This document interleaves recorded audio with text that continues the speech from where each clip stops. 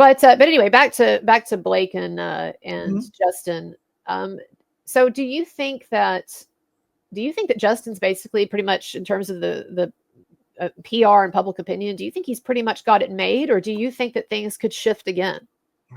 It depends on what comes out. I mean, I don't know how many details we know at this point. You mentioned a thing where, they made him go in some basement with his family or something. I didn't catch exactly what you didn't explain it so much, So but so the premiere of It Ends With Us, there was so much resentment by Blake Lively at that point toward Baldoni that she demanded that she not even have to be with him or be around him at the premiere. And so the reason that he and his family and his friends were basically sent to the basement. It's like that R. Kelly song, "Trapped in the Closet," except trapped in the basement, right? But the reason why they were in the basement was because Blake Lively did not want to, she could not abide their presence at this thing. And so he had to walk the red carpet at that premiere. Justin Baldoni had to walk the red carpet apart from her. And he had to, with his family, sit in the basement for a while, um, either while the film was being screened or during one of the parties, like a pre-party or after party. I can't remember, but yes, he was there. He and his family had to be there because Blake Lively would not accept their presence, even though he was the director of this thing. And, personally, I think that there is no way in hell that Blake Lively is coming back from this again yeah. unless she makes a big mea culpa. Because to me, I assume that these lawsuits, this is basically both sides giving it their best shot, and that we basically seen in these lawsuits pretty much everything that there is to see. And when you compare her lawsuit and the crazy, ludicrous claims that it makes versus with very few receipts versus Justin Baldoni's lawsuit, very logical, makes a lot of sense, has tons of receipts. To me, there's just no comparison. When Mm, Blake Lively in her complaint that she filed in California and then her lawsuit, when she uses the word pornography to refer to yeah. a birthing video, that she's just lost all credibility for me.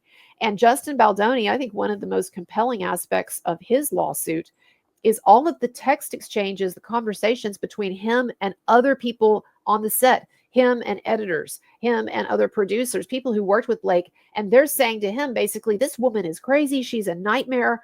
We got to Mhm. tiptoe around her. She's taking over the film. What are we going to do? How We've do got. these people get to be like famous actresses when they're so effed up in the head and crazy? And like, how does it happen? I mean, That's a good why aren't there just question. like good women like who go to drama school and they've got a family? And why is it always some crazy person wanting to sue someone and divorce someone and abuse someone? Like, So I think that we tend to notice the cases that are extreme more than that's others. I mean, there true. are a lot of other people in this film and a lot of other people in the industry who don't act this way. But here's the question I have that I think you're sort of getting at as well.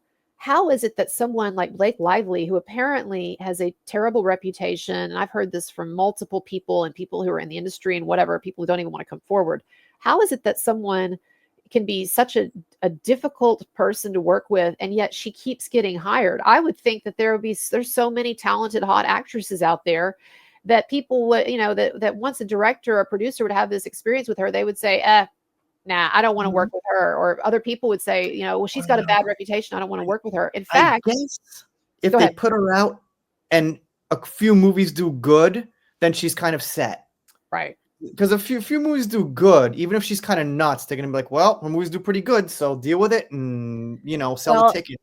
and that's exactly, it seems, what happened in Baldoni's case, where he and the other producers and Wayfarer Studios, they were warned, and this is in the lawsuit, they were warned apparently that she was difficult to work with and that she had a bad reputation for being difficult.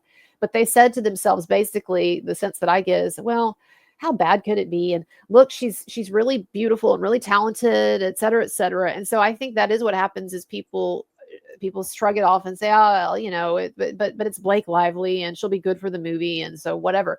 But they did severely underestimate her and how difficult she was going to be to work with. And I just wonder now if we're going to have stories coming out from other films, other sets about problems that this woman has caused in the past, because I would find it very hard to believe that this is the first time that she has caused Right, really right, right, significant right. issues, right? Kind of like Amber. No one knows who the hell she is. Then she goes up there. and the whole, stories break out. Then we find out, oh, she actually had a manslaughter charge in Texas, and all this stuff comes out, that we wouldn't have known. So yeah, that's actually a good point.